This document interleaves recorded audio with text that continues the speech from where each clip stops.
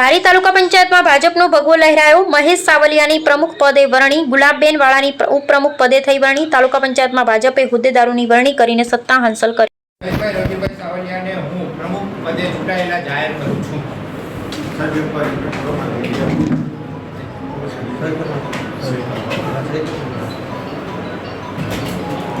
ધારી તાલુકા પંચાયત પ્રમુખની ચૂંટણીમાં સૌથી વધુ મત 9 સદસ્યોએ મહેશભાઈ રવિભાઈ સાવલિયાને આપેલા હોય. મહેશભાઈ રવિભાઈ સાવલિયાને હું પ્રમુખ પદે ચૂંટાયેલા જાહેર કરું છું. ભારતીય જનતા પાર્ટીમાં જે કાંઈ વરણી થઈ એમાં મારી પ્રમુખ તરીકે એમાં મને જે ઉપસ્થિત કર્યો છે એ બદલ હું ભારતીય જનતા પાર્ટીનો આભાર માનું છું. અને ઉપરાંત નંબરમાં તો આપણે સંગઠનના બધા કાર્યકરો એ બધાને ખૂબ ખૂબ વિકાસના કામો કેવા રહેશે તાલુકામાં? વિકાસના કામમાં તો છેલ્લાથી લેવાના છે, કારણ કે છેવાડા થાય ને વિકાસ છે જ નથી. એટલે એ બધા વિકાસના કામો થાય. એમ નહીં, ભાજપની સરકાર છે 30 વર્ષથી, તો પણ નથી થયા કામ.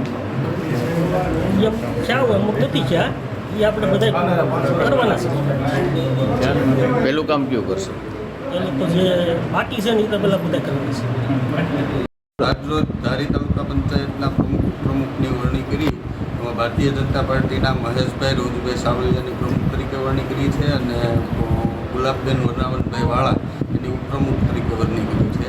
કારોબારી ચેરમેન તરીકે રમેશભાઈ વેલાભાઈ માલણિયા, પક્ષના નેતા તરીકે પોપટભાઈ દાખલા, તેમજ દંડક તરીકે કુમનબેન ભાવેશભાઈ મહેતા એમની વરણી કરી છે. અને ધારી તાલુકાનો સર્વાંગી વિકાસ થાય, છેવાડાના ગામડાનો સર્વાંગી વિકાસ થાય, મૂળભૂત સુવિધાઓ પૂરી પડે એના માટે ભારતીય જનતા પાર્ટી પ્રેરિત તાલુકા પંચાયતની ટીમ સંપૂર્ણ પ્રયાસ કરશે. અને પ્રાયોરિટી અમારી છેવાડાના ગામડાની રહેશે અને વધુમાં વધુ વિકાસના કામો થાય એના માટે પ્રયત્નશીલ